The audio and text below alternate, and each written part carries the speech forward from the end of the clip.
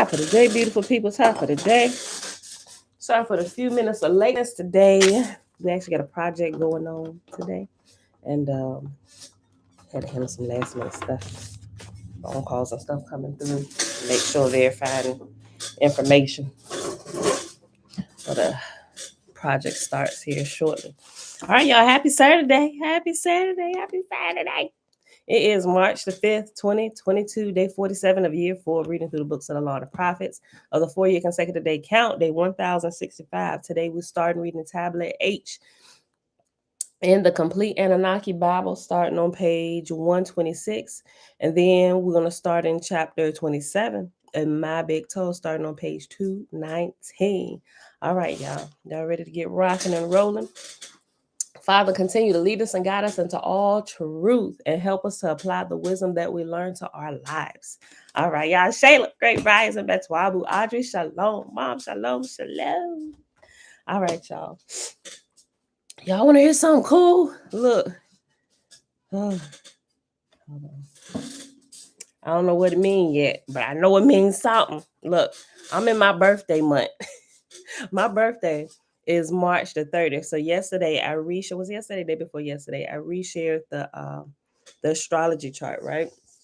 So remember, I don't know how it happens, why it happens. I just know by practicing it, something begins to happen, right? Remember, we was learning about the zodiac, not to get all super crazy and reading horoscopes and stuff. But we realize it has something to do, I don't know, I guess you can say, with our destiny and why we're here and why different people groups act the same. But anyway, make a long story short without getting into the too many details of it. When the moon is in your sun sign, right? So I'm an Aries. So the moon, every single month, the moon goes through phases. And when it gets to certain days of the month, and it's this in order repeating cycle of the zodiac signs that overlays the days of our year, right? In every single month. And the days that your sign gets will fluctuate from 2 to 3 days every month, right? So this month, my sign happened to be it's the 4th, the 5th, and the 6th of this month. So the moon is currently in my sun sign, right? And my birthday is at the end of the month, but also going out of March, my sign comes up again, and it's the first couple days of April, right? So I get it on the front end and the back end, right? So, but when you practice fasting every single month, it's just like you're getting your body into the habit of doing this thing, even if you never fast any other day of your life. If you can figure out whenever the moon is in your sun sign, and you don't necessarily have to go like cold turkey fast from everything. I mean, you can, the more you fast from, I think the greater the benefits are, right? So I just kind of like been doing, well, I can't really do anything except for fruits and veggies because I can't stomach anything else at this point. It's just my smell is, I don't know if that's my smell is off. It's just that whole, I don't know. Maybe I've just been plant-based for so long that everything else, my system is completely rejected. I have no issues with any kind of fruits or veggies. I can eat them whole. I can juice them, except for bananas.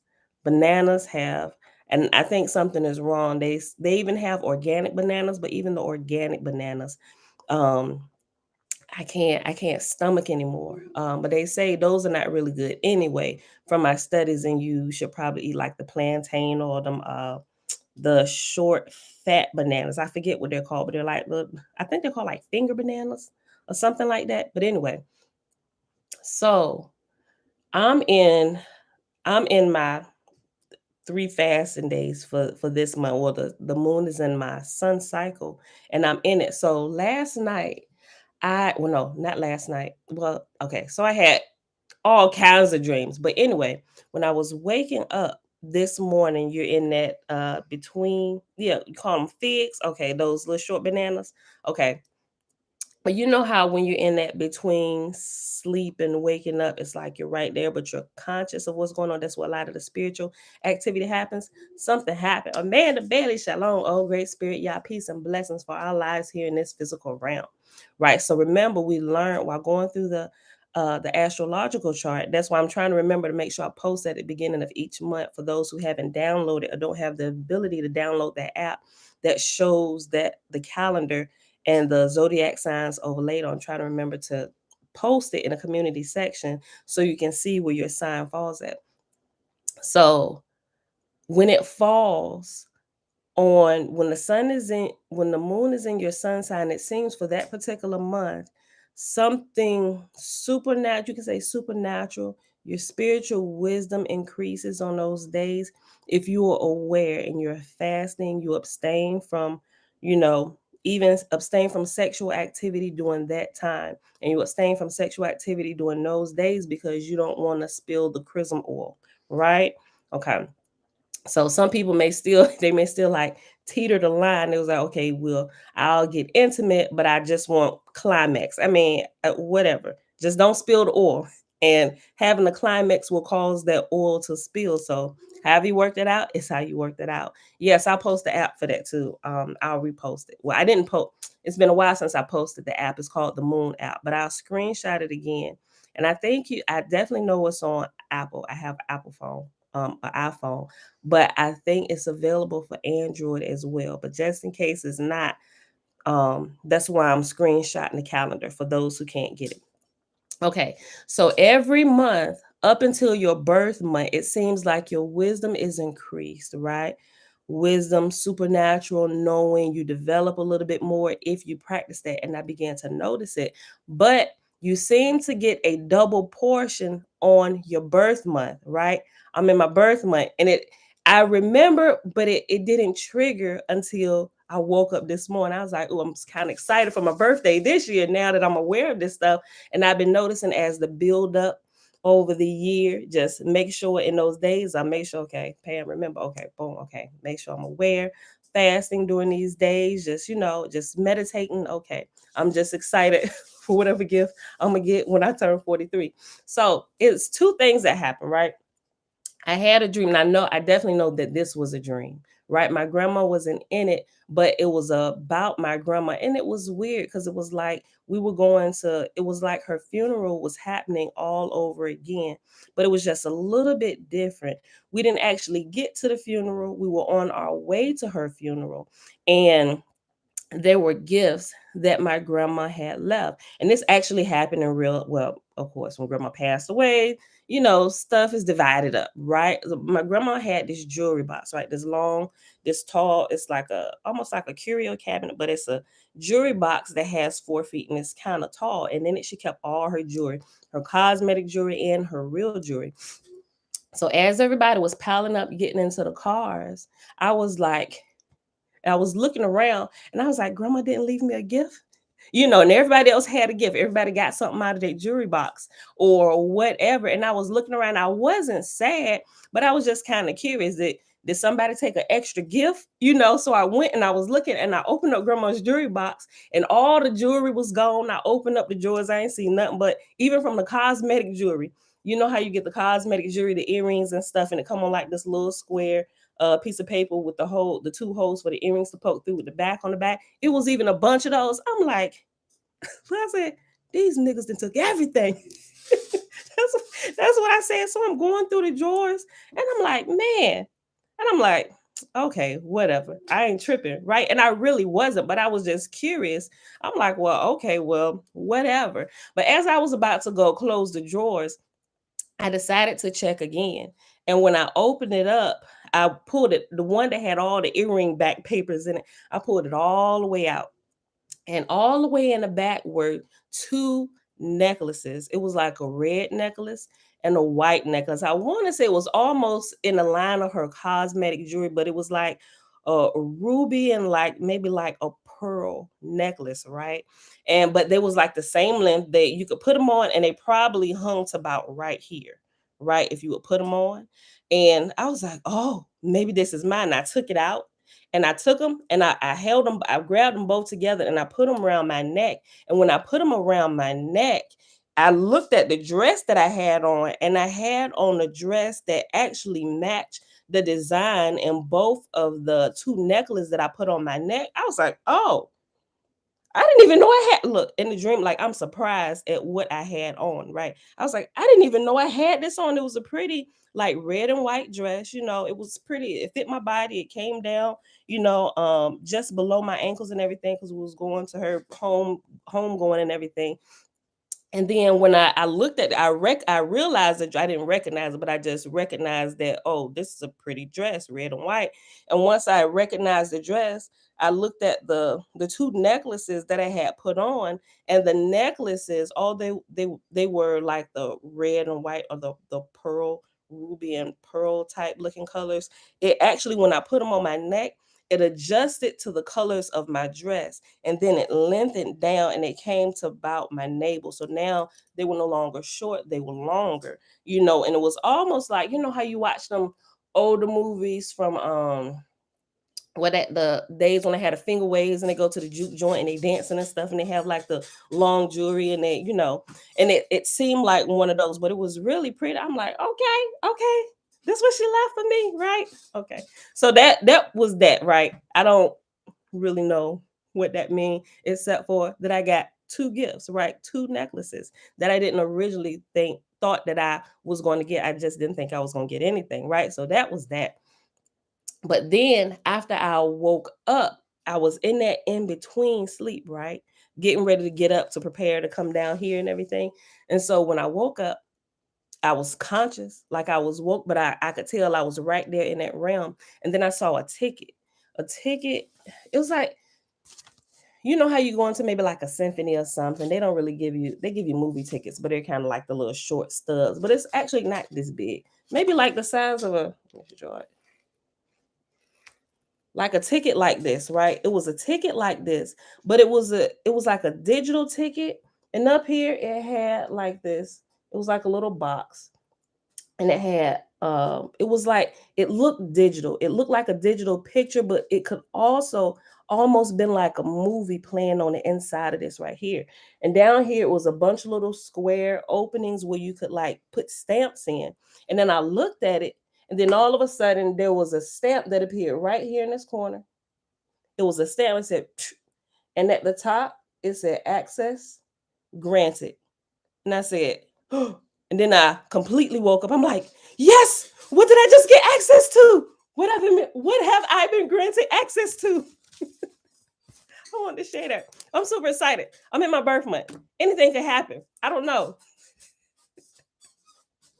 Oh, yeah. Yes, Sam. Shalom, shalom. Thank you. So I'm super excited about this, y'all. So I'm still like on day 2. Tomorrow is like the 3rd day, and I ain't actually I haven't actually gotten to my birthday yet, because my birthday is the 30th of this month. So I just want to share that. Okay, all right, Pam, get started with the reading. Okay, but as I find out, what I've been given access to, I'm sure it's something spiritual, something that I'm gonna learn, or something that I've been trying to figure out. Apparently I've been granted access to it. I don't know yet, but I'll let y'all know when I do, right? When I start getting clues. Okay. All right, y'all. Tablet H, page 126, the complete Annunaki Bible. All right. This is Book of Headaches and Demonology. Dana, hey girl, hey. All right. The ancient world would appear, at first glance, to be composed of little else but fictitious evil spirits and the superstitious fools that fuel them with belief. To take the naive historians or mythographers' perspective might be convenient to some, but to a seeker of the true words, we cannot succumb to such surface interpretations. The infamous Maklu burning tablets, and they have reference 43 for Maklu burning tablets. See the M series tablets within the current anthology.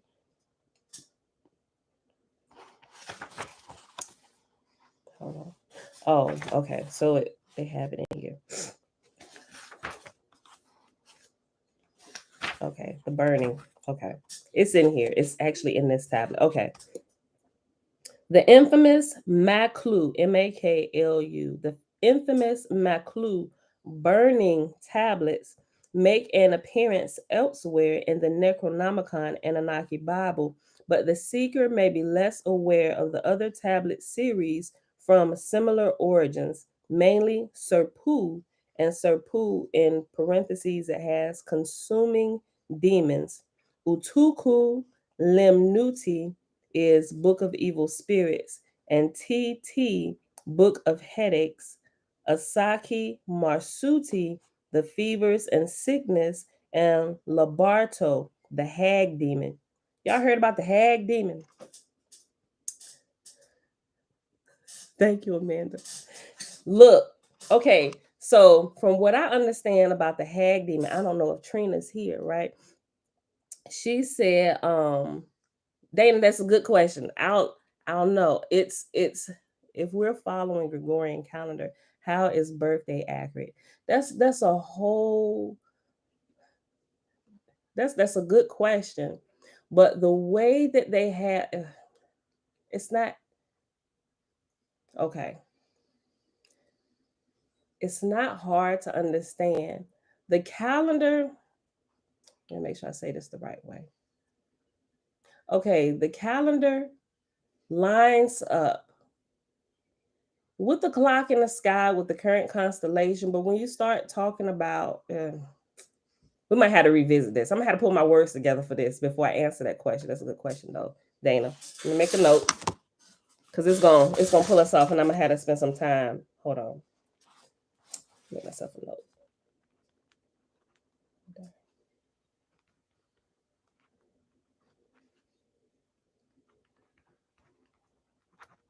That's why I said I don't know how it works or why it works, or why the alignment of it works in regards to what happens on a monthly basis when you're practicing the fasting. That part I still haven't figured out, but it works. Or maybe it's just my belief in it working with using what I have works. I don't know, but all I know it works. That's why I said we're gonna have to talk about, we're gonna have to separate this conversation where we kind of go through some stuff.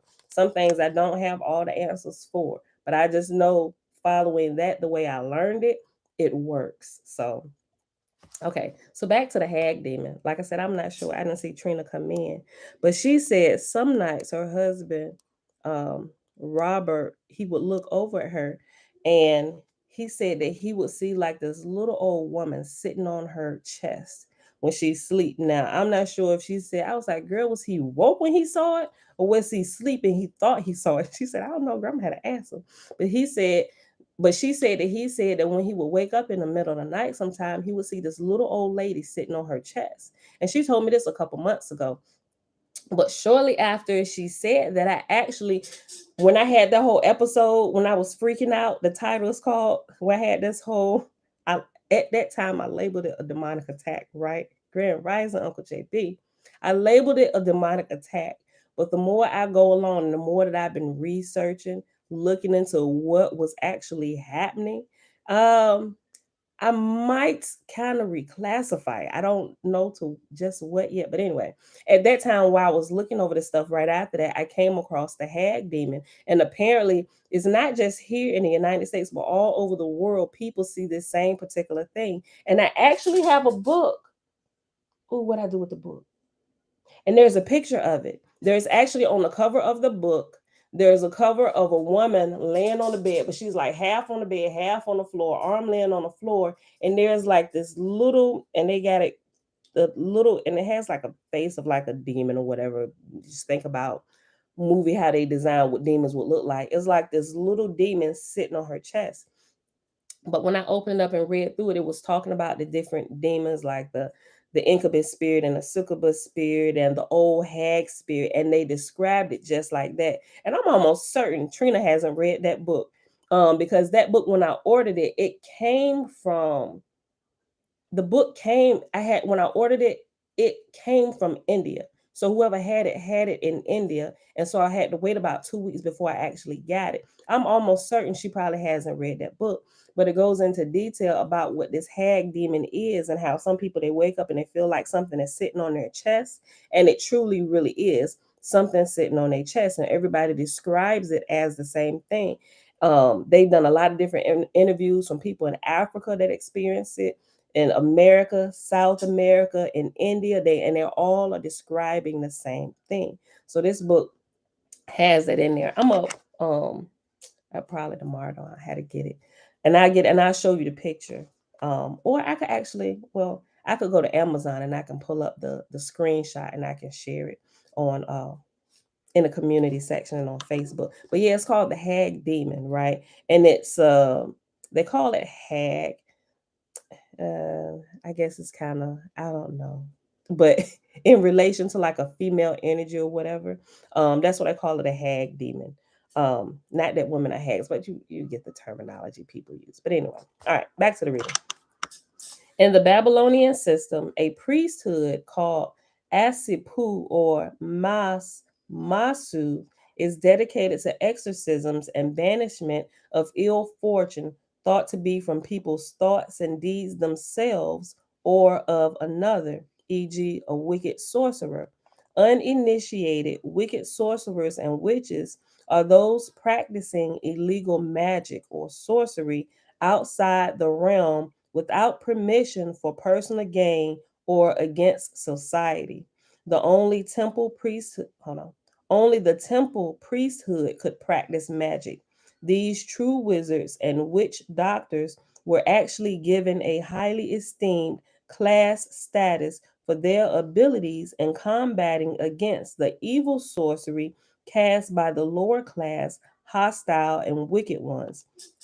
So remember what I said yesterday, what I shared with y'all? I said, I ain't sharing this with y'all to go out here and be vagabonds in the land. Use it for your own spiritual growth, right? Use it for your own spiritual growth.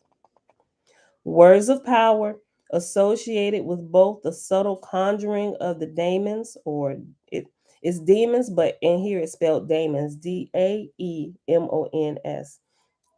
Words of power associated with both the subtle conjuring of the daemons or violent exorcisms of the evil genius, whether it, whether it be by the most holy Roman Catholic ritual or the most diabolic of grimoires, e.g., the Grand Grimoire and Dragon Grimoires, which occupy the same mythological paradigm as Catholicism and Judaism, are always of the highest, or else to say holy names, e.g., Tetragrammaton. So the more you look into it, y'all, which is what we're getting into, I'm going to show you that what they've been doing, not necessarily on the lower levels of the church, because the lower levels, the parishioners, they're really kind of ignorant to what's going on. I would say um pastors who are kind of, I would say those who are more connected to the Catholic Church, those like and I hate to say the name of the different pastors, but you can tell from some of their pictures and stuff that they show where they put on the robes and they're standing beside popes and stuff like that. Those in the Catholic Church, I would say those of that level, they actually know what's going on, and when they come teach it to the church or to the parishioners or to their Hebrew brethren, they don't necessarily give the details of it, right? They just teach it to them in a way that keeps them from being suspicious of what they're being taught. But the more you go in here and you look at the stuff, and especially if you were, or not even say a real spiritual person, but if you really studied your Bible, whatever it is that you study, you're going to begin, the more you study and the more you research some of the things that you pull out, you're going to realize that they go hand in hand with some of the stuff that the dark side does. And then you're going to realize that y'all are doing the same thing. And some people, they don't want to believe it. But I'm like, don't completely ignore me. Don't count it out. At least look at the information. I'm telling you, you're doing the same exact thing that they're doing, but they call them Satan worshipers. Y'all, they just changed the name, changed the tetragrammaton just a little bit, not even too much, but just a little bit. But even when they all cast their spells or say their prayers, they just say prayers. They call it spells over here, but they call it prayers over here. They're still using the same language. They're all using Hebrew, right? And I'm just like, wait a minute, wait a minute, so don't let it throw you off. Don't let the religiousness of church and the Hebrew roots keep you in a box where you can't see the truth. All right. I'm telling y'all, I got a lot of stuff in here that I've been going through. I'm like, wait a minute. Okay, let me go back.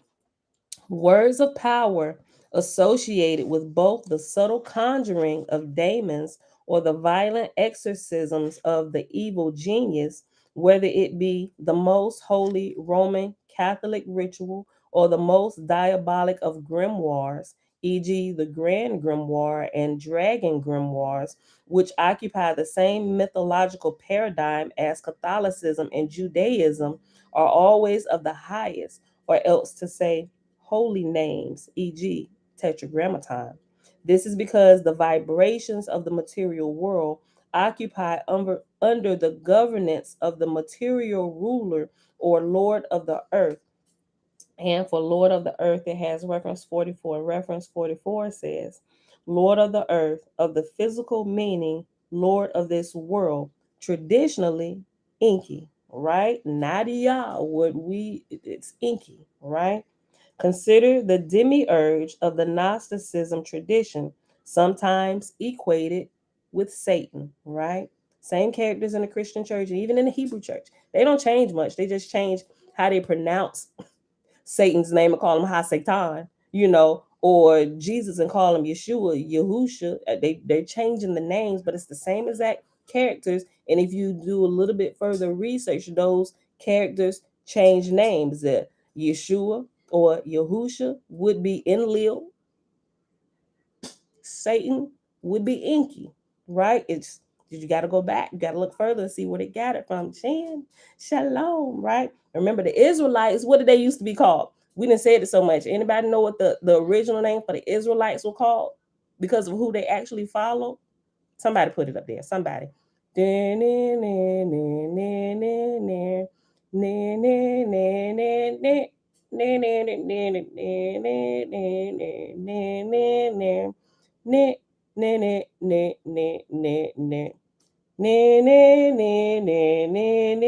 Nobody, ain't nobody paying attention. The Israelites originally were called the Enlilites after Enlil. Okay, y'all don't believe it? Just do some Yesaf.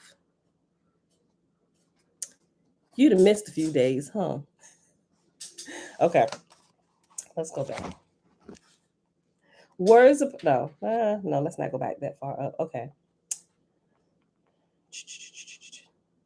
Yeah, let's go back up.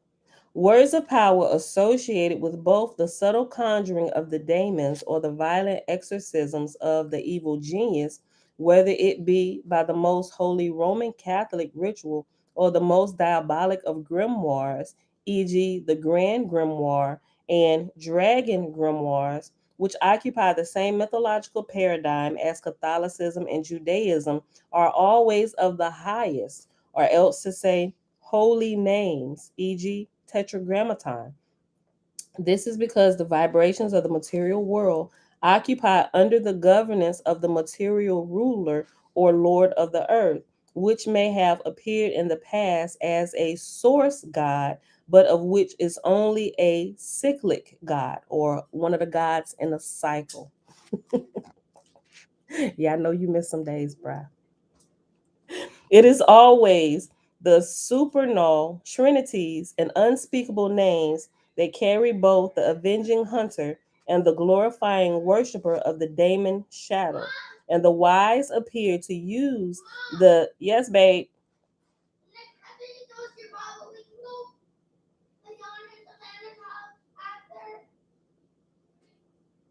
It's gonna be at the park.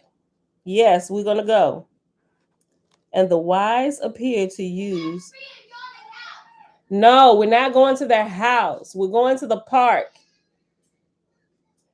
And the wise appear to use systematic hierarchy of the highest to achieve these ends.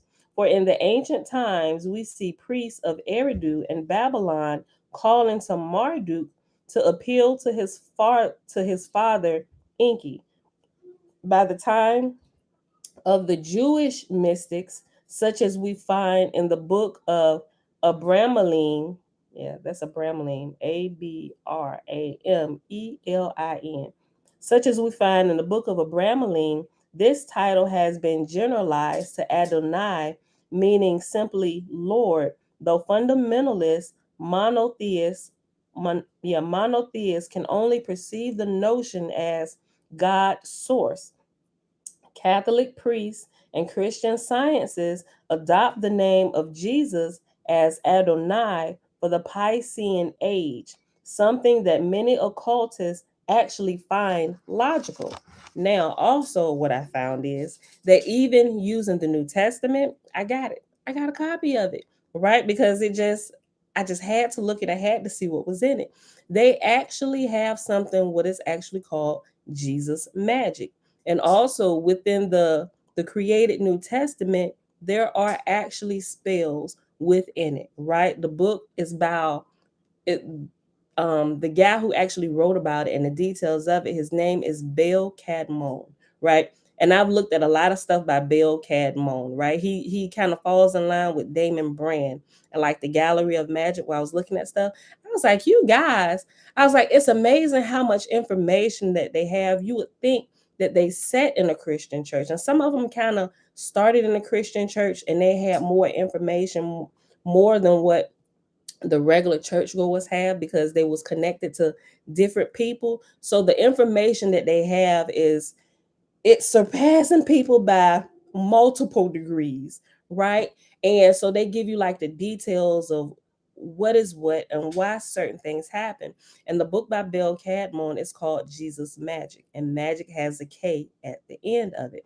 I'm like, yo, this is pretty interesting, right? It's, I pull up the books and go through it just for, for the education. But then I began to recognize the stuff. After I read it, I could see the stuff happening. It's crazy. No different than no different than we find among the cornucopia of anecdotal paranormal experiences today.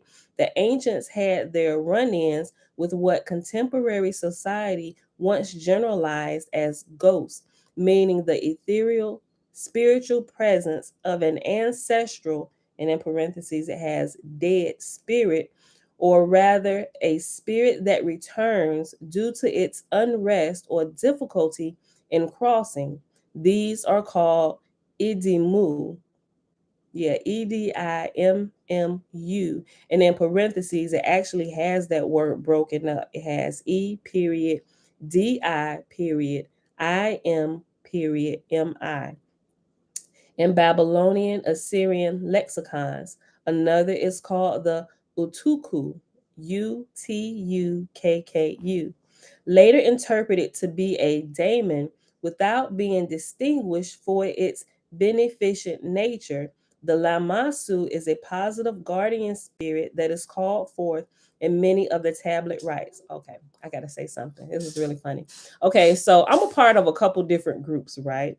On Facebook, and there is one that kind of caught my eye. And granted, they post all kinds of everything in there, all kind of things spiritual. But somebody made a post the other day that said, which lines up with what I've been learning. I don't necessarily share anything. I'm just looking for nuggets of truth people may know that help me kind of connect puzzle pieces. So I'm kind of being nosy in some of these groups, just going through stuff, looking for certain things, right?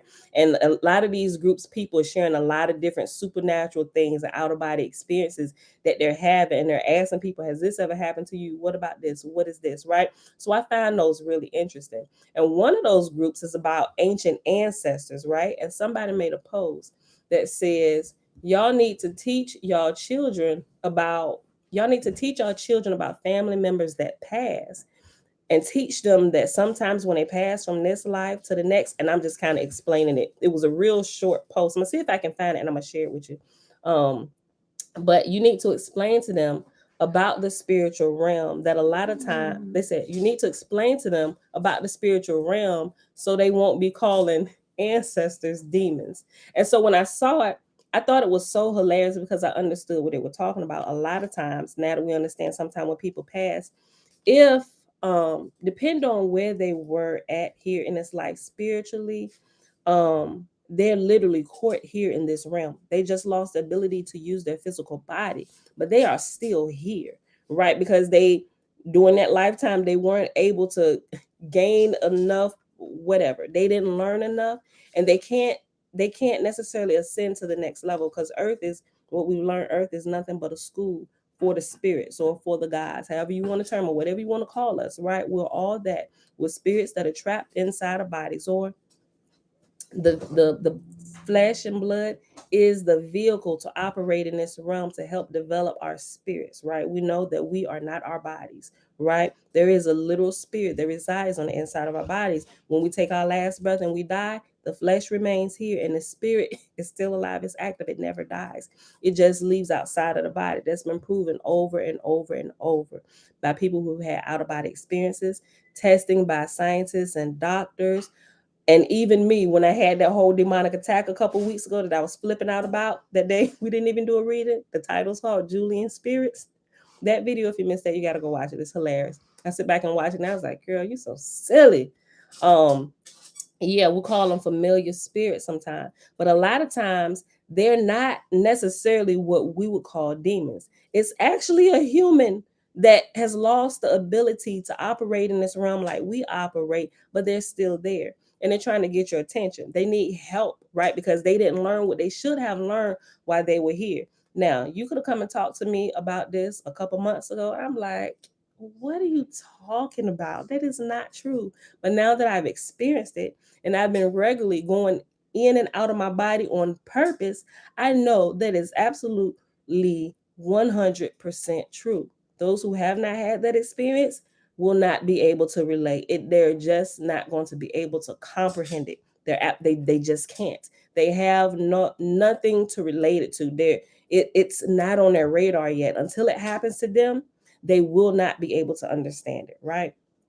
So, but now I completely understand it. So I'm like, I definitely know like people that I know that are still here that haven't, gone to the next level. Some people have, right? And you don't see them anymore, right? But there are some people here. People talk about haunted houses or grandma in here, haunting the house. She messing with everybody. A lot of them, they're not tripping. Yeah, we are not a body with a soul. We are a soul with a. I love that, Shayla. Yes, we are a soul with a body. Yo, if y'all have not had that experience where you can really comprehend that yet, I really recommend you start the gateway process that's been in the description box of all these videos ever since we read that CIA document. Go in there, start that, and you will have an out of body experience where it's like a training program. I'm telling you, yo, best thing that ever happened to me. It helps answer a whole lot of questions to a whole lot of supernatural and spiritual things that have happened to me all my life, right? Okay. Yeah, so I'm gonna read this again. So he explained what I know to be true. A lot of times it's not demons like what we would call it. Because when I first started getting into it, I learned about astral. Well, at first, yes, babe. Yes. Can what? You don't go to karate. Yes, we do go to karate today. No. Today is Saturday, son. See that yellow highlight on Saturday? Karate is at 11:30. Yep. 11:30. That's Saturday. Thank you. So 11:30. Yes. And then we'll go into the park for Savannah's thing afterwards. The baby shower? It's not a baby shower. What? It's a gender reveal. Oh, okay. Okay, they don't care. They just want to go play on the monkey bars. What? Hang out with their cousins. Okay.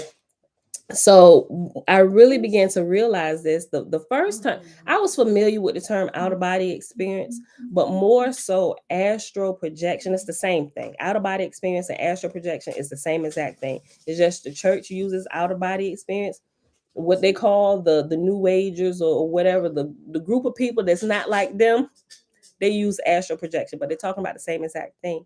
And I began to realize that when I began to have those experiences, that you are not your body and you're like fully conscious and aware of what's going on around you. You can take information that you can get when you're in the outer body state or when you're astral projecting and bring it back into this realm and have it actually happen and manifest.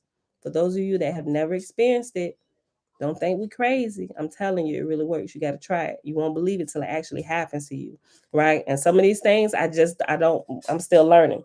Like I said, I don't know how it works, but I know just by getting in there, tasting the pudding, testing it, I know it works. I may not be able to give you all the details. I can just share with you my experience and what has happened, right? And there's quite a few people in here already that's been tasting the pudding because I've been getting emails and they've been sharing their experiences. Although they haven't shared them in the community section under the one that I did, I don't think anybody shared it but me. I have been getting the emails about what's been happening to them. And they truly know that they are spirits that live in bodies. They are spirits with bodies, right? Okay, back to the reading. Later interpreted to be, hold on, let me go back up here. No different than we find among the cornucopia of anecdotal paranormal experiences today, the ancients had their run ins with what contemporary society once generalized as ghosts, meaning the ethereal spiritual presence of an ancestral dead spirit, or rather a spirit that returns due to its unrest or difficulty in crossing. These are called Edemu, Edemu in Babylonian, Assyrian lexicons. Another is called the Utuku. And I mentioned before, I should have said this earlier, the West, when people pass, or not just the West, even some places in the East, when people pass away, they teach you about death the wrong way. And you don't really die. You never really die. You just lose this flesh, but you never die. Like as I get older, many years, possibly a couple generations down, I plan on living a few more generations, right? A few more generations when I decide I'm ready to go and I'm gonna leave this flesh behind. I want to make sure I've extracted everything from this earth school that I can to make sure I don't come back to this place so I can, move up in the spiritual schools. Wait a minute, Isaiah, what? What if I make a potion that never makes people die? Will you let me know? He said, "What if I make a potion that lets people never die? You let me know." A lot of people be interested in that potion. That's called eternal life. Will you give it to me? Thank you. I received that. Look, okay. But you made me lose my train of thought, son. Go on over there. What was I about to say? Oh, they teach us about death the wrong way. I don't think it's just now that I understand this, and they didn't used to teach death like this, like we're being taught it today. It's absolutely wrong, right? It's like you bury them or you cremate them, and they're no more. They're going on to heaven, whatever. And that is not the way you should teach people about death, because people they you're gonna miss them. So yeah, you're gonna mourn. But I think if people were taught the right way about what death really is, the process wouldn't be so hard, right? And we wouldn't have all these incorrect teachings about everything that surrounds death, right? And the progression of your spirit, right? Okay.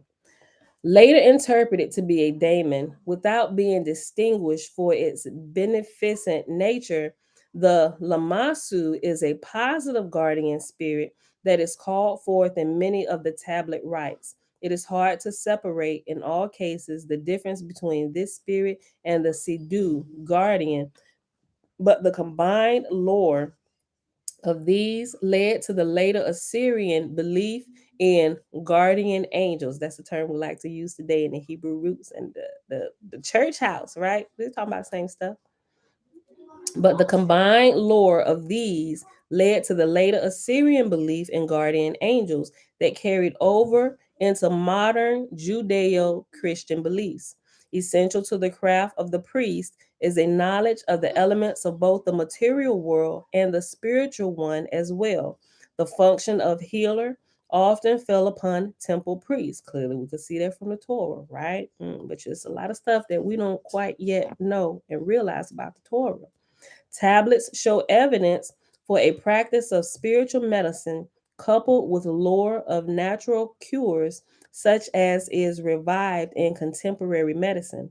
The elements of life appear physically and figuratively in ritual observances, specifically the waters of life and the fires of life, which are considered purifying and cleansing, but also deceptively destructive, right? So, depending on who is actually using these forces or these energies or these spiritual laws, will determine the output you get. If you have a good hearted, good natured person, someone who is righteous using it, then nothing but healing and blessing will flow from their hands when they use this particular magic or these temple rites, right? But if they're nefarious from the heart, what you're going to see is what we term today as witchcraft, right? And evil. But, ooh, boy, what do you want, Isaiah? She's cooking me homework. Okay, we look. It's the same thing every morning. We'll talk about this. Go get a mango or something. You got all this fruit around. You get a piece of fruit or something. Well, you like oranges. It's apples in there. You got kiwis. You got pineapples, watermelon, everything in there. Why is my refrigerator just filled up with fruit Because that's what we and need. vegetables? Because that's what we need to I want eat. something else in this. Look, Why? boy, look, listen, you causing me to go off into side roads. Okay, let me go back, y'all. Essential to the craft of the priest is a knowledge of the elements of both the material world and the spiritual one as well. The function of healer often fell upon temple priests. Tablets show evidence for a practice of spiritual medicine coupled with lore of natural cures, such as is revived in contemporary medicine. The elements of life appear physically and figuratively in ritual observances, specifically the waters of life, and the fires of life, which are considered purifying and cleansing, but also deceptively destructive. The blood of life and the breath of life are also iconic ceremonial and spiritual symbols found in many religious mythologies. And it has reference 45 for religious mythologies, and 45 says, see also Vampire Magic by Joshua Free. I haven't read that one yet. All right. Concerning the bans or taboo, and it has taboo spelled two different ways. The first way it's spelled is Tabu, and in parentheses is today's spelling Taboo. Concerning the bans or taboo of the ancient tradition, many of them are actually placed on aspects of healthy and sanitary living. For example, the more obvious include contact with the body of a corpse or a woman who is menstruating, or the body of a young maiden girl. It is these social restrictions, taboos, or bans that are placed on civilized man as a means of preserving order. We all familiar with that, right? All the Torah readers, we're familiar with that. Oh, he done walked out of here, Yasaf. I tell him he said, "Sup." Okay. Alleged mind demons also appear to await us around every corner, seeking to thwart the hearts and actions of men away from adhering to the law. Whatever the nature of such might be, when someone does go against the grain, bringing chaos into a given system, repercussions, even in the form of thought form demons, emerge, or thought form demons. And a lot of time when we I've noticed when we cross boundaries that maybe we only know that we cross, maybe like hidden boundaries that we cross, we a lot of times are the ones who end up what's the word? Maybe chastising or spooking ourselves out, because now we begin to walk around with the what you call it? This conviction that, oh my gosh, I didn't just cross this line, this spiritual line that has been ingrained in you, and now your own conscience or your own thoughts begin to attack you, right? Or you're in turmoil with the thoughts that you created. Those are thought demons, and a lot of times they could be justified, but a lot of times they're not justified based on the misinformation you've been taught and that you believe is true, right? Those are thought form demons. Whatever the nature of such might be, when someone goes against the grain, bringing chaos into a given system, repercussions, even in the form of thought form demons, emerge. The role of, and I do this because it has the air quotes around them. The role of sympathetic magic in these effects cannot be overlooked. Given the vivid descriptions we have been given to draw off from ancient tablets, we see evidence for the stereotypical voodoo doll as perhaps the most ancient recorded folk charm used to represent a psychic target for either side, as they essentially may be used to curse or remove curses or heal. Representative figures made of wax and other substances frequently appear. In fact, the Book of Burnings and the Maklu, and it has reference 46 for Maklu, and that says, see the M series tablets within the current anthology. So we'll get to that. It's just letting you know that we're going to talk about it further in that particular section. All right. In fact, the Book of Burnings and the Maklu can even be seen as a literal embodiment of the burning, melting, waxen images. Ceremonial burnings in metaphoric effigy are usually performed with waxen dolls made in the image of your enemy. Elsewhere, it explains that a waxen doll may be cursed over a flame and then melted in a cauldron. The idea of connecting to the spirit or soul of a being via some waxen or natural made image can be found in the mystical practices of Babylonians, Egyptians, and early Semitic tribes. Remember, Semitic, that's referring to Israel. Semitic, Shemitic, those who descend from Shem. Yeah, talking about you too. They was doing it all this what they term today as magic. That's what they was all doing. There are significant sympathetic powers attained via the knowledge and use of one's name, which is to say, the true name of a spirit or entity, embodied or not. So we're embodied. Those that don't have a body are not embodied anymore, right? And they're just spirits. There are significant sympathetic powers attained via the knowledge and use of one's name, which is to say, the true name of a spirit or entity, embodied or not. As R.C. Thompson writes, paraphrasing Lejeune, the modern Abyssinian believes in demons being constantly on the watch to steal a Christian's name if they can, and it is the custom to conceal the real name by which a person is baptized with. And you see that in a lot of different cultures and where they give them nicknames, right? So that their real name isn't given out, so nobody can actually pronounce, so nobody can take their real name and use it in any kind of spell or prayer against them, right? That's still a thing today. Like that is real. Let me read that again. The modern Abyssinian believes in demons being constantly on the watch to steal a Christian's name if they can, and it is the custom to steal the real name by which a person is baptized with. In the Egyptian grimoire, translated by Budge, a rite is described by which both aspects of these powers are combined in combating the daemon Apep, APEP, and that's reference 47. Apep, the Egyptian version of the primordial chaos dragon called Tiamat in Mesopotamia, and also Typhon to others. Oh, snap. Hold on, y'all. That y'all have no clue why I just said that. Hold on.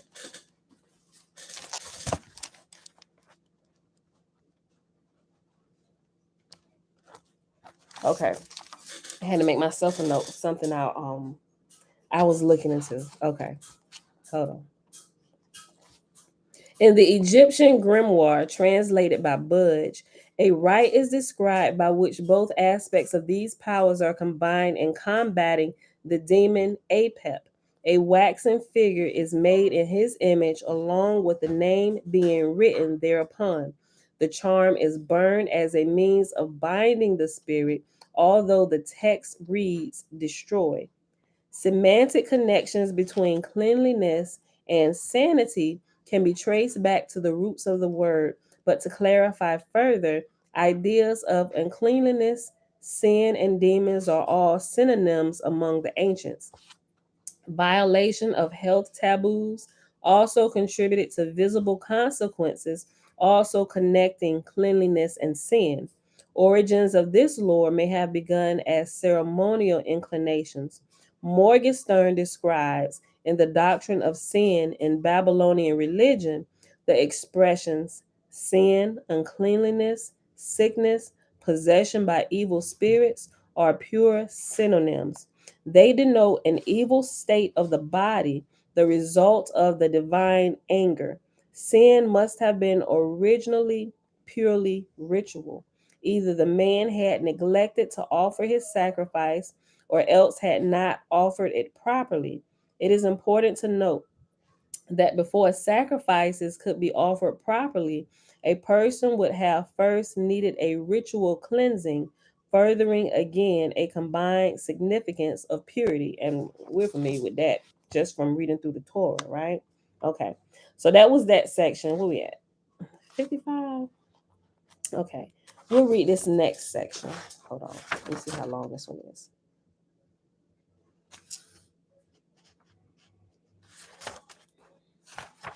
Yeah, we'll read the next section. We'll just read this next section and then we'll go. The next section is 2, 3, about 3.5 pages. No, I'm sorry, about 4. Okay, and it's called Annunaki Mandala of Protection.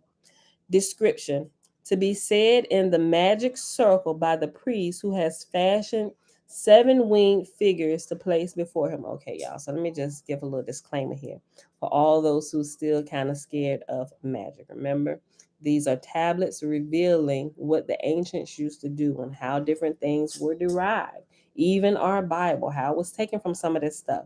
Some things, remember, I used to tell you about. There was a in the Bible, well, the Bible my grandmother had, within the Holy Bible, not only did the Apocrypha used to be located inside of it, but also the book of black magic and white magic. Current generations are not familiar with that.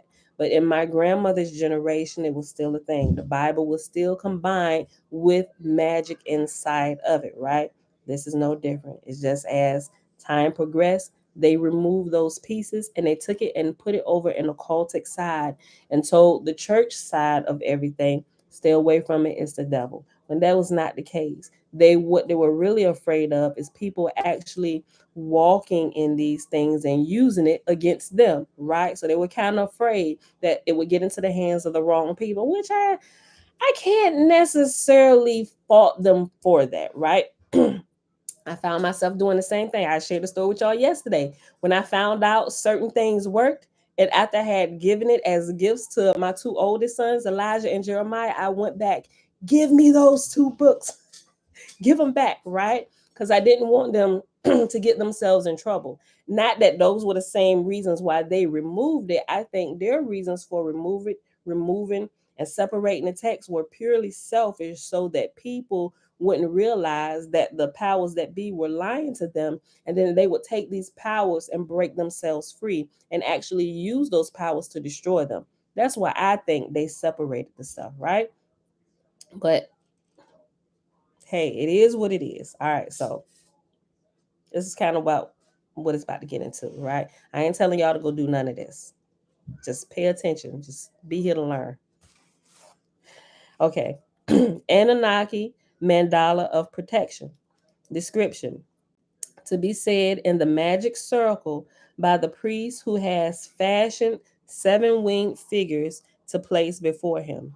And it has the directions for the practitioner: to spread a dark garment on their upraised arms, to bind the arms of the patient or the cursed one, to mark the usurtu. Usurtu is the mandala or magic circle of operations.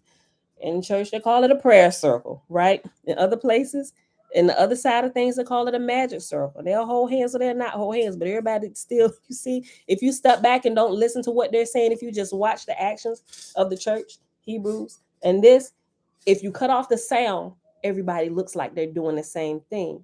But when you turn the sound back on and you listen to them, if you listen to them at one level, everybody's speaking Hebrew, with the exception of the church. Excuse me. The church is speaking pure English, but you can tell some of them are picking it up, and they begin they're fumbling with their words, right? But then the church is like cut off at a level of power. And then you have the Hebrew roots, they have more level of power because they're picking it back up and they're realizing, wait a minute, these things originally belong to us. And then you have the side that they label completely occulted. They got all the pieces, right? They got all the missing pieces that the Hebrew people should have, and the Christian church, the people who are trapped over here, should have. It's like levels of understanding and levels of ignorancy. I know that's not a word, but you'll find what you need over here in the occultic side. But when you go over here, they done scared you so bad over here and over here that you're afraid to even look over here. Right. And unless you have somebody that kind of drips this information on you, you're gonna stay bound, and you're gonna let that fear barrier that they've set up around you to keep you away from stuff that literally is your birthright that you should have. You're going to keep your own self from it. You're going to, those barriers that they erected, you're going to fight to keep them up. Right. And nope, we're not going to go there. Nope. Everything is witchcraft. Nope. It's really not. Because if you just not even go into it looking to do anything, just looking for information just to compare what's there and what's here. They say, don't even look over there. Oh, yeah, we ain't going over there because I'm going to speak a curse. I'm telling y'all from what I know from personal experience, I'm telling you, it is absolutely not. Now, granted, there are some things you got everything, but we're not even talking about that. We're not talking about that. We're talking about some of the basic stuff that they're using. When you go in there, you find out like, wait a minute, hold on, we doing the same thing. That's what I'm telling you. And they call this they call it, what is it, Usurtu, or the circle of magic. We call it a circle of prayer. Okay. I just thought I'd say that. Directions for the practitioner: to spread a dark garment on their upraised arms, to bind the arms of the patient or the cursed one, to mark the usurtu. The usurtu is the magical circle or the prayer circle. To mark the usurtu boundary with the sprinkling of lime. The usurtu must also be marked by the flower of nisaba. Okay. Then the next section is incantation of ceremonial effects. At the head of these seven figures with the terrible wings, fearful wings, have set a figure of Nergal. I have conjured Nuzku. Nuzku is the fire god at their head in the cauldron. Aga Mas Saratu, twin figures or guardians, wards, I have set to overwhelm the evil spirit at the right side and the left side of the sick or possessed man. And the foundations of this place I have set the ward of Lugo Gira, the Lord of the fires of Gibil, Lord of the fires of heaven God, of which there is no rival, beneath the bed where lays the injured. So it looks like they're trying to pray to get them healed, right? And they're doing extra things around it. Think about what people do in the church, and you go to lay hands on the sick or something, right? And some of the things, some people do extra stuff that you don't necessarily have to do, right? They may get water and sprinkle them with it as a representation of the cleansing of all that type of stuff you learn how to do in church. They're doing the same thing. They're just using different stuff. I have set the figure of Narudu, sister of the elder gods, who was connected to both the Ijiji, which we call the Watchers in the Bible and Book of Enoch, and to Ishtar, that no evil shall draw near. I set a male dispu at Lat Arag as guardians or wards of the doorway with Hudol Depu to banish the existing evils.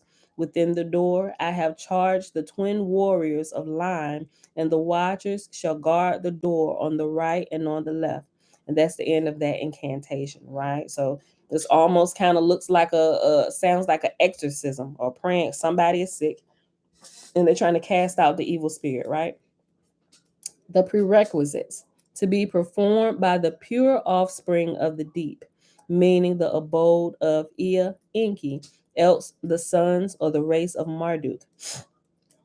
Eat what is good and drink what is sweet. Allow nothing evil to draw near against your watching. This portion may have been a part of some incantation being directed to a guardian spirit, not necessarily the priest. Let me also bring out something else that I've noticed. In whether it's in a church or in the Hebrew roots, my Hebrew brethren and sisterin, or or any other place else that's spiritual, once you actually get into it, you will notice this same thing about being pure and clean. Although they say this, for some reason, when they teach us about it in the Hebrew roots and in the Christian church, it's like they're doing everything absolutely evil to defile themselves and defile everybody else around it, while we're told to be pure and holy. Yes, we're to be pure and holy, because if these things are going to work, if you're going to help deliver other people, help get them free, you should be clean and there should be nothing that can cling to you. But what I found out is when you look into some of these other places and their cult, you will find that they are also consecrating themselves just like we consecrate ourselves. Like they're literally holding to those same standards. And that's what kind of threw me off a little bit. I was like, wait a minute, I'm thinking y'all over here drinking blood and slicing necks and eating animal feed and stuff. And then but it is not like that. I know what we see on the movies, but when you actually like real living people, they actually set themselves apart in like a life of pureness and holiness, right? Whether you look at monks or other different people that are being initiated into certain spiritual rites, they're literally living lives of purity. And that I'm just like, wait a minute, hold on. Okay, so what are you trying to do? And what God you crying to? And you got to be pure too, like no sin, like what we say, no sin. And they really keep to all those things. And I don't know, like my whole understanding of different things, it you really just got to wash away all the stuff that you see in movies, because the movies is what screw us up over here in the West. I'm not sure about the East and what they teach anywhere else. I just know the stuff that they teach us in the West, right? Amanda, so do I keep my consecrated oil? I would. I have consecrated oil. I use it. I know it's just like what we would call a prop or extra things, and you really don't need it for real. For real, it's one of those things that it's like one of those things. Sometimes we need something physical to see and to touch to help us with our faith. But as you grow, you will realize you really don't need that. You ever hear me say, even recently, I'm the candle, right? I don't need a candle. Like you see them doing spells or prayers and they're lighting candles. I don't need that. People who use those things, and you find books that teach you how to use those things, it's to help you in your thinking and your focus. But as you grow, you'll realize you don't need any of that. All you need is you, right? I am the oil. I am the candle, right? I am all the props that you're using for your circle. I am that, right? I am everything. I am all. Everything that the Creator has created is within me. I am that. I mean, but you can keep it. I still got mine. I still even use it from time to time. I really do, right? But once you understand it, once you grow and you become a little less spooky, you will realize you can grow and you can learn how to be what the church like to say, be patient with your own soul. Like that's a real thing. You learn how to be patient with yourself. When you learn how to be patient with yourself, you ain't too much bothered by some of the shenanigans that other people are doing, who are still on that road to learning and trying to figure this thing out too, right? We're all in school. I would keep it. If you feel like you don't need it anymore, then bless the most holy. Yes, girl, you growing. Okay, let me finish this. Okay. The prerequisites to be performed by the pure offspring of the deep, meaning the abode of Ea Enki, else the sons or race of Marduk. Eat what is good and drink what is sweet. Allow nothing evil to draw near against your watching. This portion may have been a part of some incantation being directed to a guardian spirit, not necessarily the priest. The incantation is the incantation of Marduk and it has reference 49. And it says, see also the incantation of Iridu, see tablet Y series within this anthology. Okay, we'll get to it. The next one is the magician is the embodiment of Marduk, En, son of En, whose God is En, and whose goddess is in whose body the sickness lies. Okay, so if you have this and you see in, remember we explained this before. So in means name. So if you praying a prayer for yourself or the other person where you see in, say if the guy's name was Tom. So this like it says in son of in whose God is in whose goddess is in whose body the sickness lies. So in would be Tom. Tom, son of John, whose God is Yah, who goddess is Yala, in whose body the sickness lies. Right? Y'all get it. Okay. The performance. The incantation is spoken when the cattle come home and when the cattle go out. Then it has 3 asterisks and it goes into this the this portion. Marduk has seen him, meaning the sick one. Marduk has gone to the house of his father Enki. Marduk asked of Enki the headaches, whence comes it?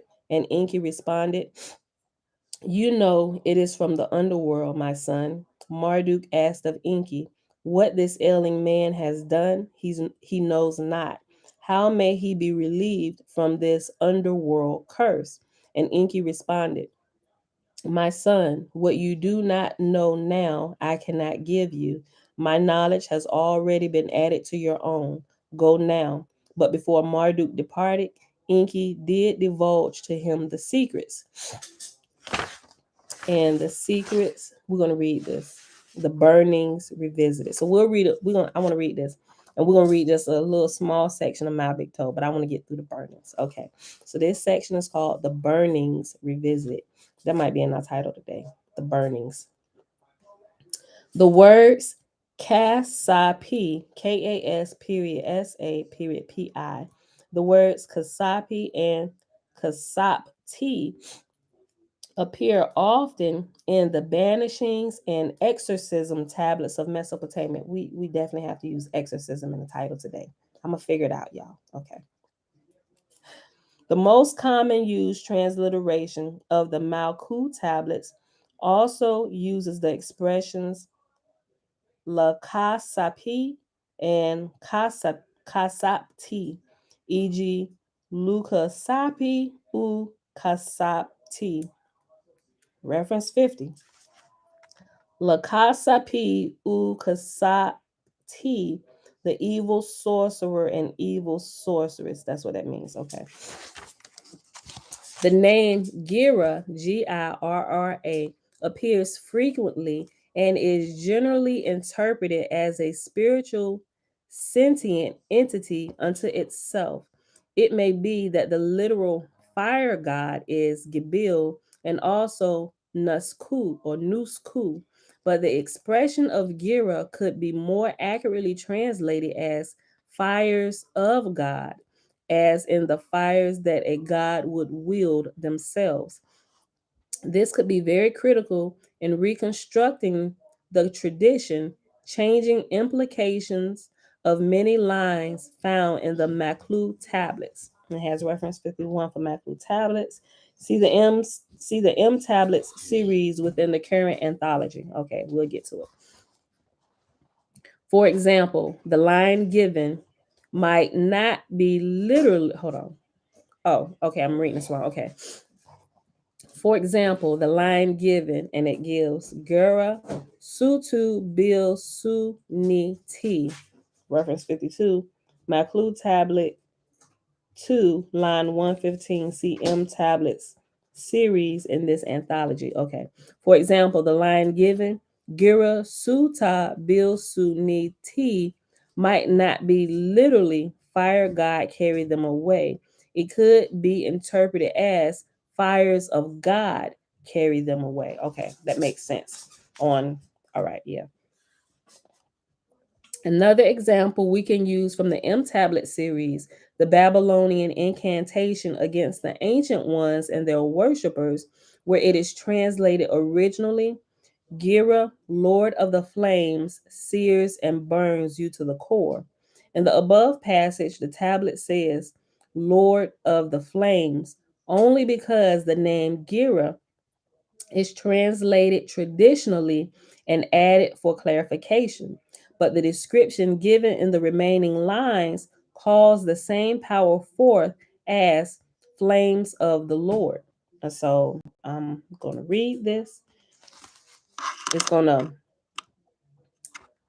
I'm gonna just read it in the letters that it has, and then I'll read the interpretation of it. So bear with me, people. Okay, line 104. In Degura Ari Rumar Da Nim Kardu, flaming spirit Gira, fires born of Anu, Izu Ahims Su Ata, fierce among your brethren. Sakima Nana Sen U the Samas Tada Anu Di Inu. Bring the judgment of Nana and Samas. Di Ini Dini Perus A Perusus. Be the jury of my case, judge of the decision. Kumi Ka Sapi Uka Sapti. Burn the my evil sorcerer and evil sorceress. Degura Kumu Lakasapi U Fakasapti. Gira, burn the evil sorcerer and evil sorceress. Degura Kuli Lakasapi U Fakasapti. Gira, consume the evil sorcerer and sorceress. Degura Kumi Sunuti. Gira, burn them now. Degira Kuli Sunuti. Gira, consume them now. Degira Kusu Usu Nuti. Gira, overpower, overwhelm them now. Degira Aru Asu Niti. Gira, destroy, annihilate them now. Degira Suta Bil Su Nuti. Gira, carry them away immediately. Now, somebody was crying out for some help. Malku cuneiform tablets are used by priests to counter actions made by wicked magic users, especially when they have made a specific person their target. The intention of these rites is clear: to appeal to higher powers of the pantheon, which is same source of universal energy as the evil sorcerer's magic, right? So those who are using good magic and those who are using evil magic, or a good sorcerer, or one you would call somebody using witchcraft or a witch, they get their power from the same source, right? Remember, it's the person who's using it that will determine the outcome. Just like the power coming to my house, we can see it plain as day. Y'all got to understand it. The same power that holy people and unholy people use, they get their power from the same exact source. How it's funneled through them will determine the output they unleash in this world. Just like that, the power that flows to my house from Dominion Power, they don't have separate energies coming from my toaster, my stove. No, we send you one energy and you decide how you want to use that power that we send you. Okay, so I got power. I got power going to my refrigerator. The top part, I want it to freeze. Use that power to freeze what I put in there. Use the power down here just to keep cool what I put in the lower part of my refrigerator. But I also got a deep freezer. Things that I need to be really cold, solid, hard, last for a long time. Turn that power up a little bit, cause things to freeze. But then when I want to eat something warm, that same power, let's design this, the output that I get from my stove to cook it. And then the bottom part to bake it, right? And then I want a smoothie today. Let's use that power to blend up my smoothie, or to juice my fruit, or to heat up the food in my microwave, or to make me some coffee, right? Or to heat up my bread in the toast. There's one source of power. There is one source of power on this earth. And how we individual spirits with bodies use it will determine how people label you, whether you're a witch, Oh, you a child of the Most High, but we all get our power from the same source. Y'all better remember that. Malclu cuneiform tablets are used by priests to counter actions made by wicked magic users, especially when they have made a specific person their target. The intention of these rites is clear: to appear to higher powers of the pantheon, which is the same source of universal energy as the evil sorcerer's magic. The priest cuts them off from their source by a pious appeal to the Anunnaki, and finally, the belittlement or dispersal of their disharmonious energies, washed away in waters, or as can be seen often in the burning rites, incineration by fire. It's like Gandalf's chant in The Hobbit. I ain't finished watching that series. I like that. I'm gonna finish watching that. But yeah, you're absolutely right. Yep, that's the bottom line to it all, Dana. In Babylon and among the Mardukite cult, mystical objects would be used by priests for ceremonies of offering, appeasing the gods, and healing sickness or curses and petitions to the gods.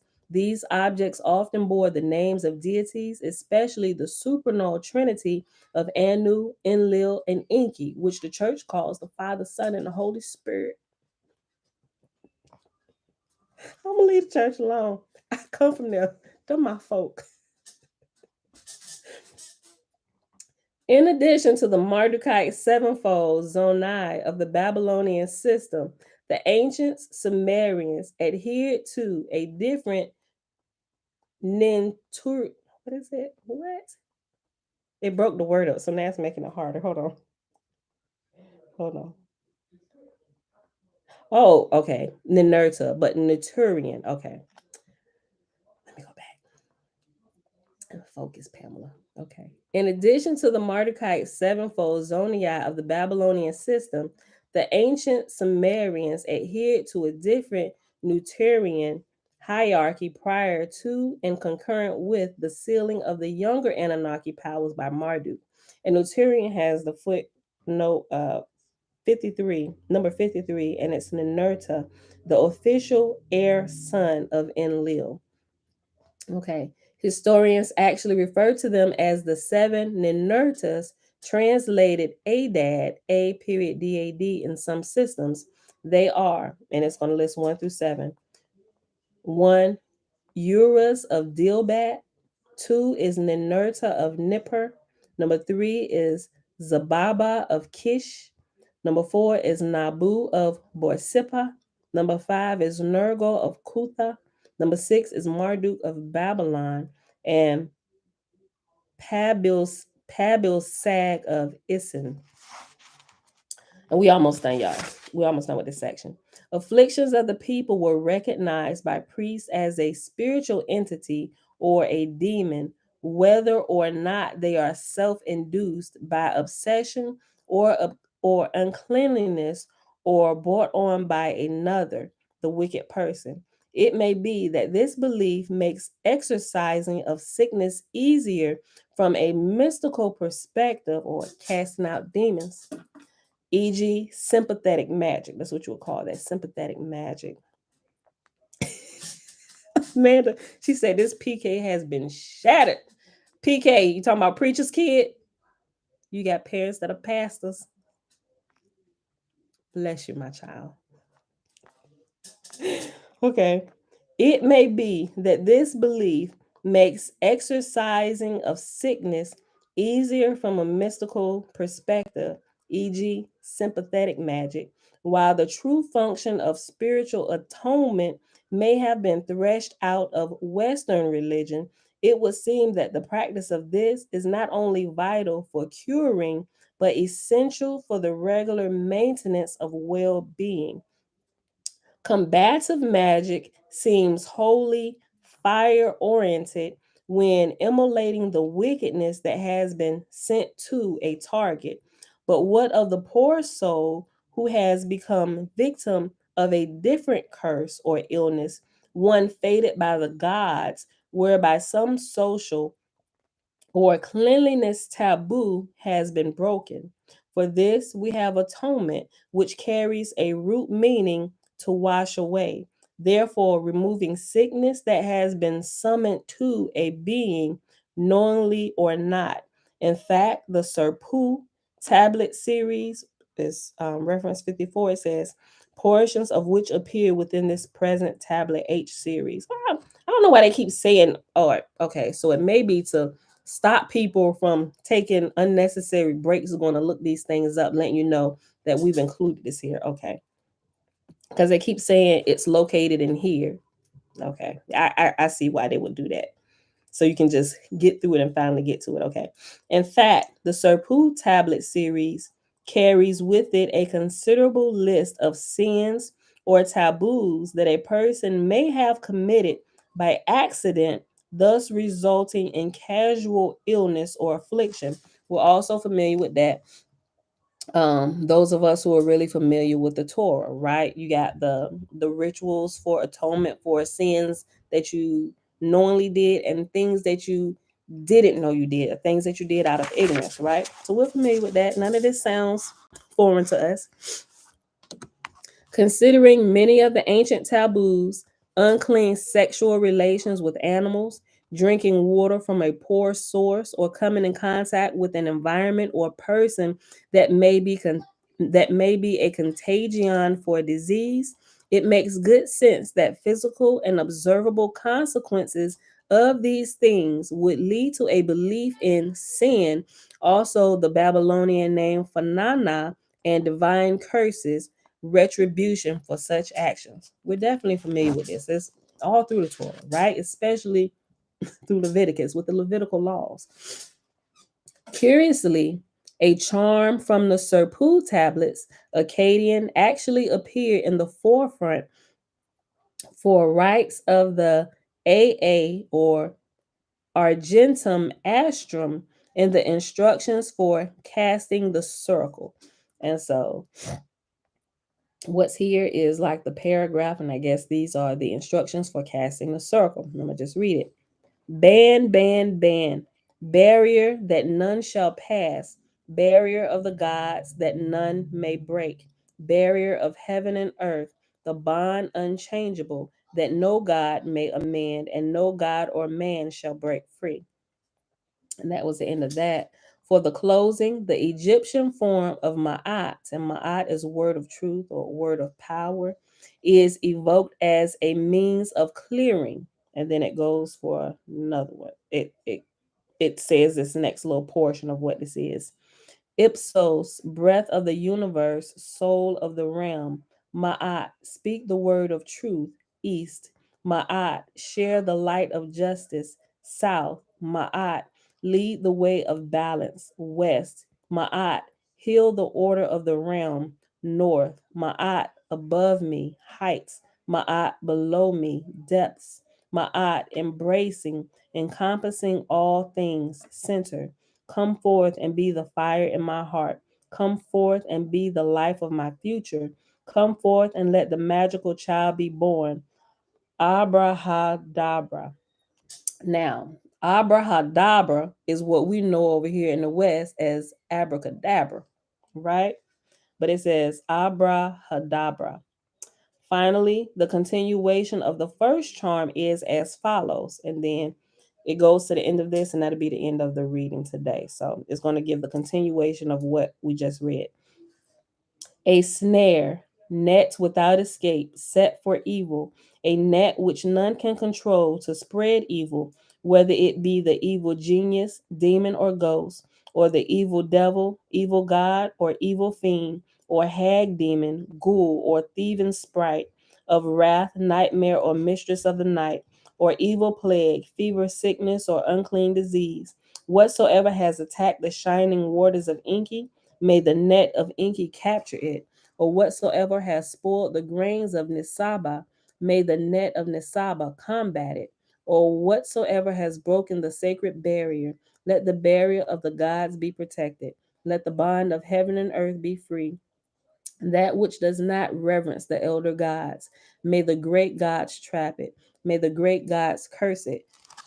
Whatsoever has attacked the house, may the great gods cast it into an enclosure, or whatsoever swirls, circles round and round to confuse, may the great gods cast it into a place with no escape, or whatsoever gets closed into the house by the door, may the great gods cast it into a house with no exit, or whatsoever slips past the bolted door, may the great gods ever keep hold over it with a bolt. That which blows into the household at the crevices, or that which forces its way through the latch, like the waters may it pour out from that place, like a glass cup may it be thrashed into pieces, like a delicate tile may it be broken so easily, or whatsoever makes its way over the wall, may the great God cut off its wings, or whatsoever finds a way to hide in the rooms, may the great gods cut its throat, or whatsoever sneaks to steal a glance of the rooms, may the great gods force out its eyes, or whatsoever mutters curses quietly in the dwelling, may the great gods force its mouth shut forever, or whatsoever roams free in the attics, may the great gods conceal it in the in between, or whatsoever darkens the dawn, may the great gods imprison it in the place of sunrise. Ooh. Whatsoever darkens, bless you, bless you, bless you. No. Or whatsoever darkens the dawn, may the great gods imprison it in the place of sunrise. And that is the end of that particular incantation or charm that it was given us.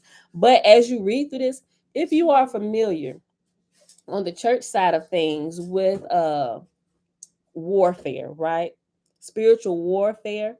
They even have some warfare prayer books, right?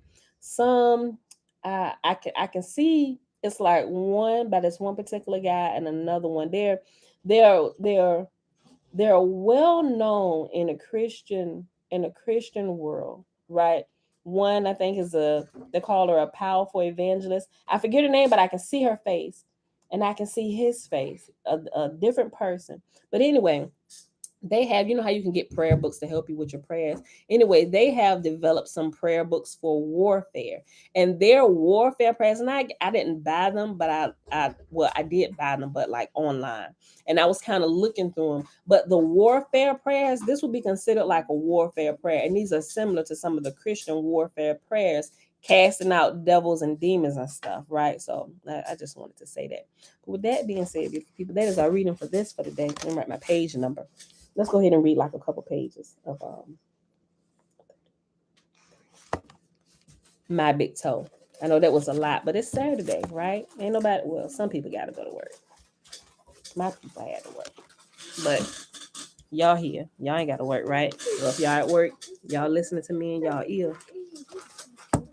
Okay. We're going to read maybe just like a page or two. Huh? If they don't have work, can you really spend the night? Jason Jackson? No, not tonight. No, but you will see them today. Okay, My Big Toe, chapter 27. We're just going to read a page or two. All right. And the title for this chapter is The Evolution of Ao. Remember, Ao is the name they've given to the great creator, the source power of all. Oh, yeah, Jen, that's good. What comes to mind is Moses and the inflictions on the Egyptians in Exodus. Yep. Yeah. Doing when we was reading through this prayer, this incantation. Yeah, it's the same exact thing. Okay. The title of the chapter is The Evolution of Ao, Patterns, Symbols, Information and Memory, Motivation and Evolutionary Constraints. If you were AO, what could you eventually do with a trillion, billion, gazillion reality cells? For starters, you could begin arranging your local deformations or cells into patterns, then patterns and groups of patterns, whatever your mind could hold. Would a good memory be helpful here? Isn't it neat how the isn't it neat how the imperative to implement the fundamental process creates evolutionary pressures that deliver whatever is most profitable to the evolving organism? Mega memory is on the way. Where many choices can be profitable, the outcome is great diversity. To get a glimmer of the potential of AO organizing its cells into multiple levels of patterns, look at what William Shakespeare accomplished by arranging and rearranging only 26 letters of the English alphabet. Consider the contents of the Library of Congress and this book you are reading. Together, they represent a tremendous output from simply rearranging 26 letters of one language into a group of patterns. Yo, as many times as I didn't listen to this book, I never heard him say this. Like I must have zoned out when he was saying this. That is amazing. That is a whole revelation in itself. Let me go back up. Listen to this again, y'all. Listen to this. I'm gonna just start it over. Listen. If you were Aor, if you were the creator, if you were Yah, the great source of all power, right? If you were Ao, what could you eventually do with the trillion, billion, gazillion reality cells? For starters, you could begin arranging your local deformations or cells into patterns, then patterns, and groups of patterns, whatever your mind could hold. Would a good memory be helpful here?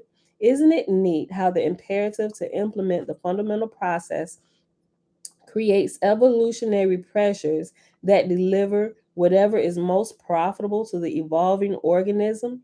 Mega memory is on the way.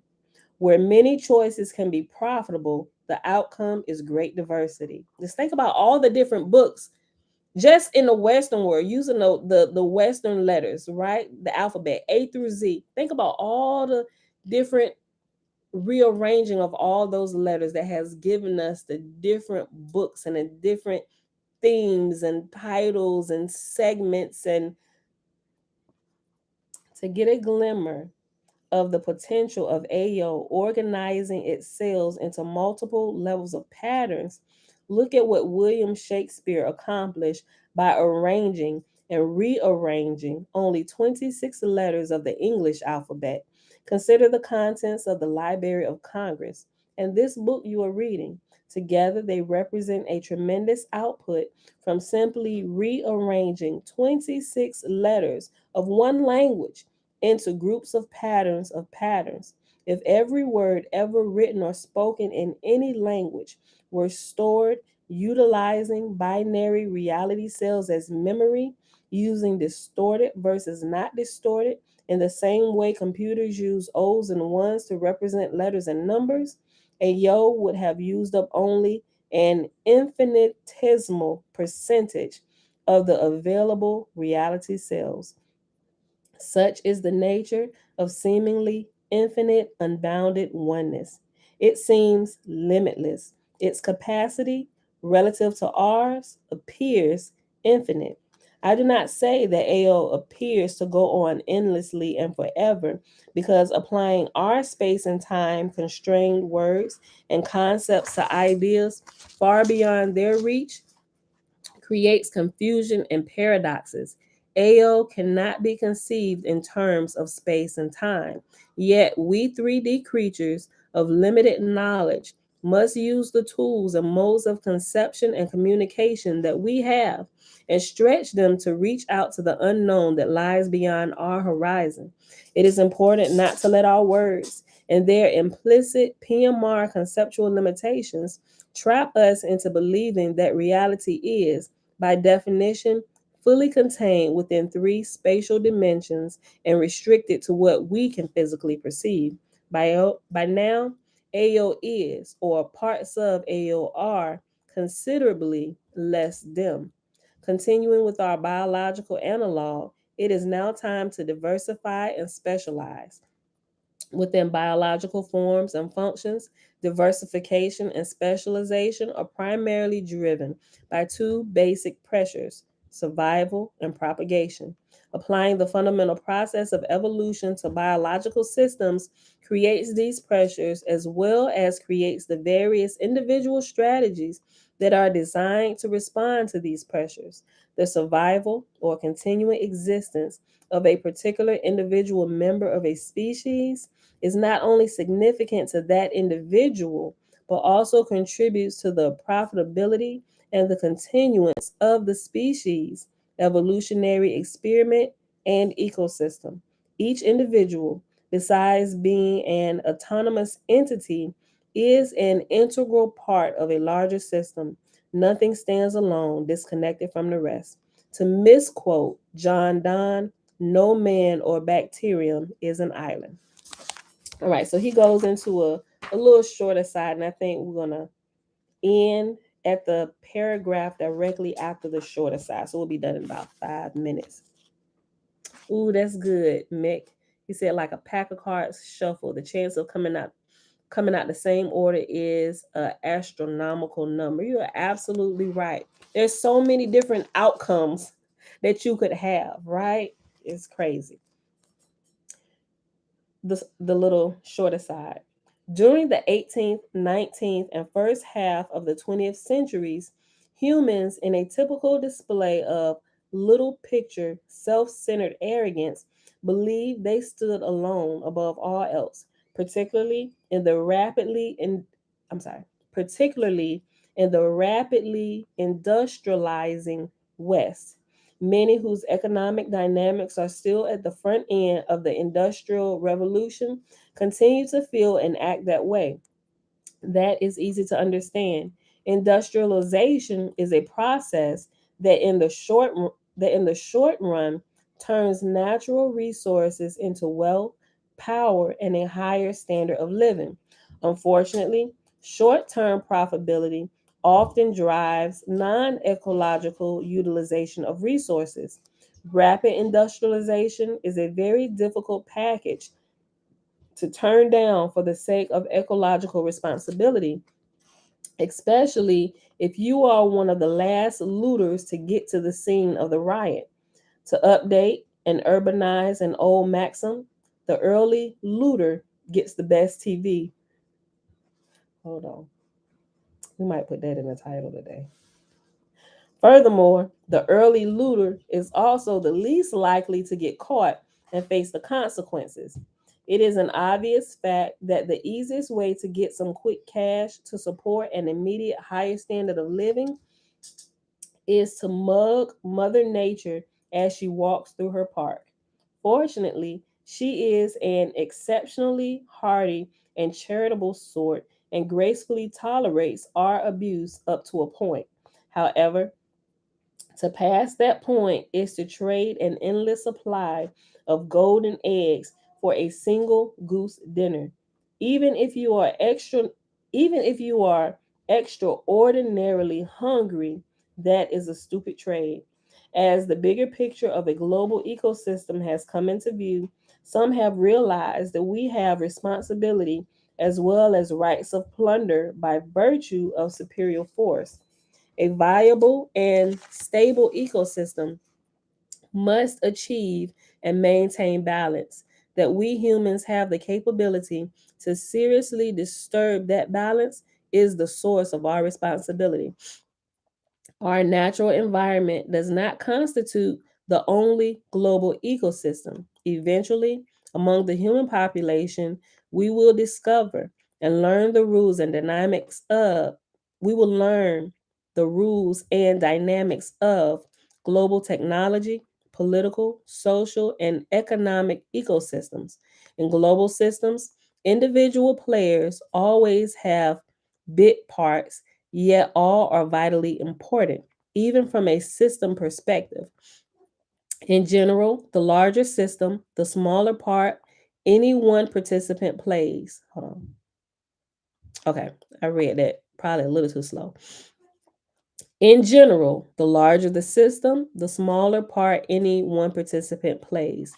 Each individual entity, including you, plays out its unique interactive part and absolutely affects the whole, whether or not they are aware the whole exists. Some individuals and groups affect the larger system more than others and thus must assume a greater responsibility commensurate with their greater impact and influence. A complex ecosystem can maintain balance only if a great ability to You ready for use. Savannah gender reveal? Yes, shortly. We'll be ready for her gender reveal. Okay. I wanna be a girl You want it to be a girl? at the park. I don't know. Mom. I think she needs a boy. That's what I think. I think she needs a boy. No, I think it's a girl. Think it's a girl? Okay. All right, team girl. A complex And team ecosystem boy. and team boy. Mommy. Okay. Girl. Okay. I'm almost done. All right. I'm gonna go to the booth things I can do it. Okay. A complex ecosystem can maintain balance only if a great ability to use, exploit, and destroy is tempered by an equally great responsibility to conserve, replenish, and protect. Ability must be balanced by responsibility, force with caring, and fear with love. With great responsibility comes great challenges and great opportunity. The bigger your perspective and understanding, the more effective and productive you can be within your system. Your ability to take intelligent actions depends upon the depth of your vision and the quality of your understanding. The smaller your perspective and understanding, the more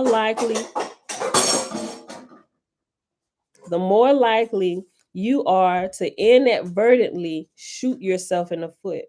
Low quality consciousness does not see the big picture and makes short sighted decisions for the near term gain. To a being of low quality, feel good appears more important than do good, which appears more important than be good. There is no rule that requires evolution to optimize profitability through only random trial and error activity. We are allowed to use our brains. And he put that in bold. We are allowed to use our brains. No kidding. We actually are.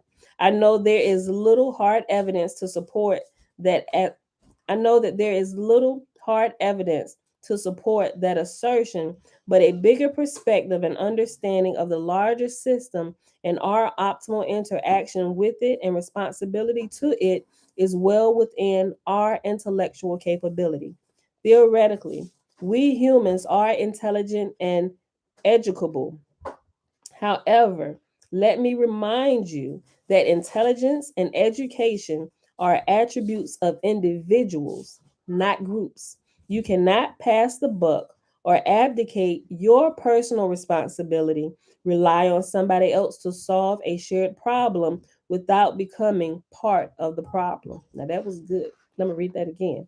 Theoretically, we humans are intelligent and educable. However, let me remind you that intelligence and education are attributes of individuals, not groups. You cannot pass the buck or abdicate your personal responsibility, rely on somebody else to solve a shared problem without becoming part of the problem.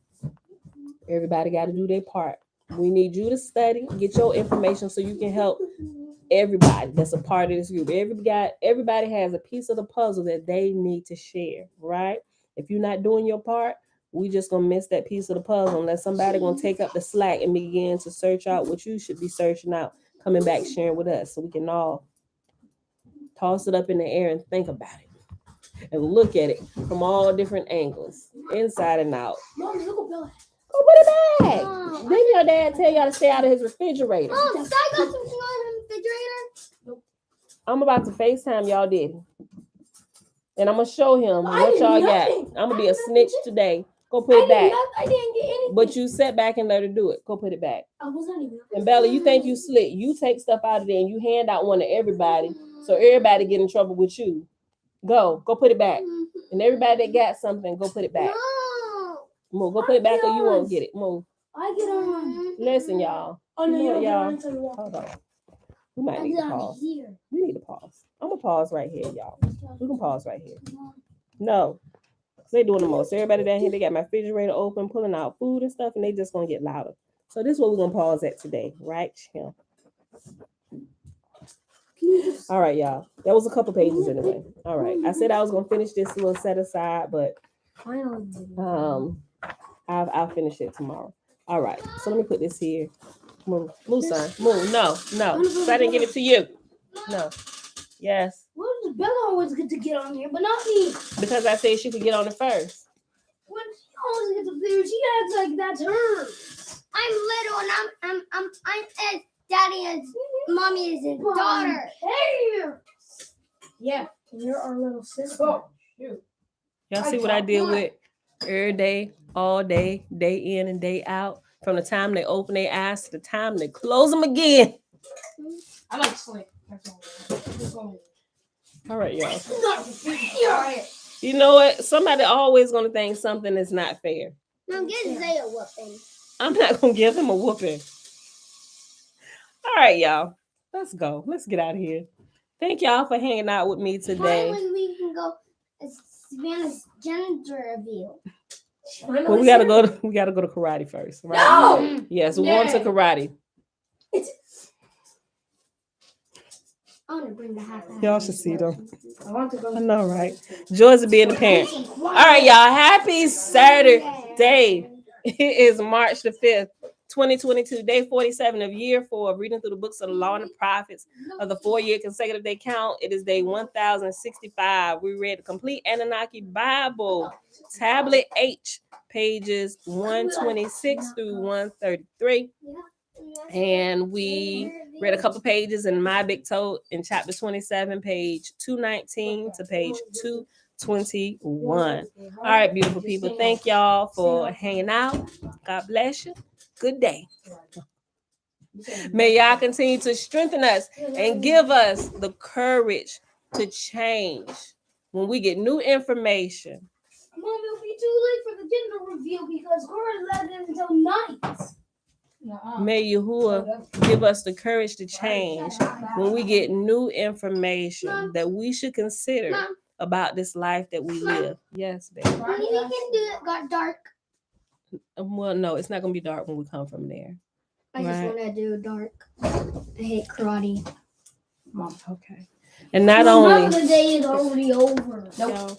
Not only may he give us courage, or we develop the courage to adjust what we believe when we get more information and we find out what we believe is faulty.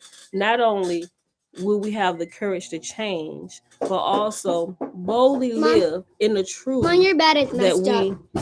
Because y'all messed it up. May we boldly live in the truth that we learn and apply to our life, that we can continue being light, or that light set on the hill, not covered up, right?